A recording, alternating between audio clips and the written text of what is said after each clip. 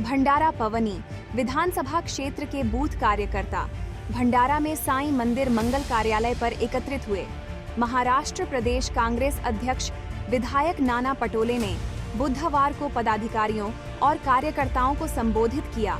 महाराष्ट्र वर्तमान में महंगाई, बेरोजगारी, सरकारी कर्मचारी भर्ती घोटाले, महिला सुरक्षा, बढ़ते अपराध, किसान आत्महत्या बॉक्स। नाना पटोले ने केंद्र की मोदी सरकार की आलोचना करते हुए कहा कि शिंदे फडणवीस आवंटन में भर्ती घोटाले जैसे ज्वलंत मुद्दे से ध्यान हटाने के लिए मराठी ओबीसी के लिए रास्ता खोलकर राजनीतिक घोंसले जला रहे हैं।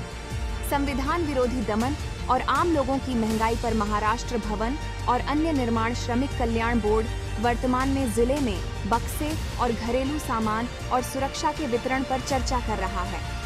श्रमिकों को सहायता जिले के सभी कार्यकर्ता सामग्री खरीदने के लिए एक स्थान पर एकत्रित होने के कारण सचिन मंगल कार्यालय क्षेत्र में भारी भीड़ उमड़ेगी।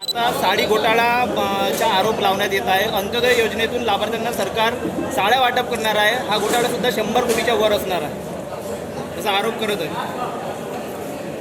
मूळ प्रश्न असा आहे की भाजपने जे भ्रष्टाचारी सरकार महाराष्ट्रामध्ये आहे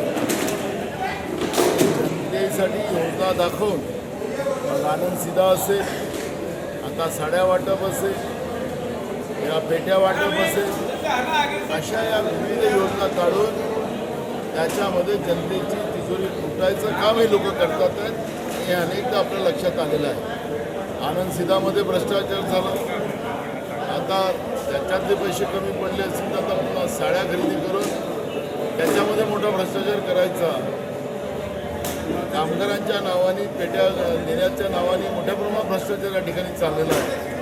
त्याच्यामुळे हे जे काही भ्रष्टाचारी सरकार महाराष्ट्रामध्ये बसलेली आहे, या भ्रष्टाचारी सरकारला असं वाटायला लागलं की केंद्रातलं भ्रष्टाचारी सरकार ते GSTचा पैसा त्याच्या मुठभर लोकांच्या घरात पाठवून मी भ्रष्टाचार करत नाही असं दाखवण्याचा जो अयशस्वी प्रयत्न केला जातो, गरिबाच्या घामाचा पैसा GSTच्या माध्यमातून लुटून मुठभर त्यांच्या मित्र जे आहेत त्यांना देण्याचा जे पाप करतात आणि तोच पैसा भाजपमध्ये येतो, अशा पद्धतीची एक लोट भ्रष्टाचाराची भाजपने ही जी शृंखला चालवलेली आहे ही जनतेच्या लक्षात आलेली आहे।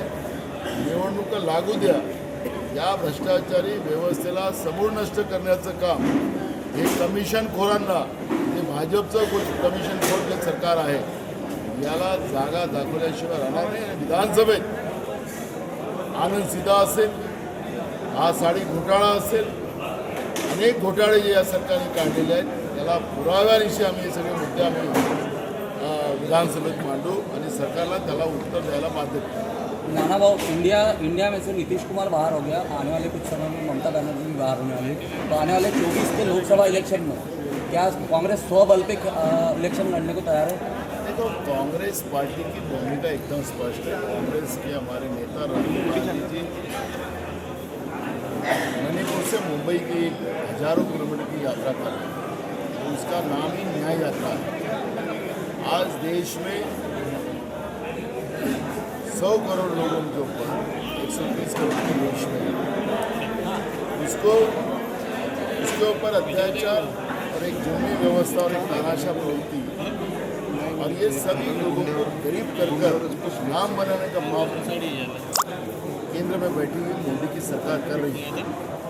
असम के मुख्यमंत्री उन्हें तो यहाँ तक कह दिया कि जो पिछड़े जाति के लोग हैं उनको हमारी सेवा करने के लिए वो पैदा हुए, हमारे गुलाम हैं। अगर देश के एक राज्य का बीजेपी का मुख्यमंत्री इस तरह की बात करता है तो वो संविधान का अपमान करता है, लोकशाही का अपमान करता है। और देश के प्रधानमंत्री जब हमारे राष्ट्रीय अध्यक्ष मल्लिकार्जुन खड़गे जी ने जब राज्यसभा में ये मुद्दा उठाया और देश के प्रधानमंत्री जो हाउस में थे वो हंस रहे थे, तो इस तरह का जो तानाशाह बर्ताव जो शुरू हुआ है, ऐसे बर्ताव के विरोध में कांग्रेस पार्टी लड़ रही है, देश की संवैधानिक और लोकशाही के लिए लड़ रही है।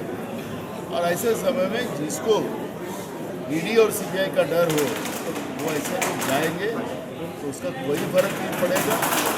और देश की जनता कांग्रेस के साथ खड़ी है, कांग्रेस विचार के साथ खड़ी है।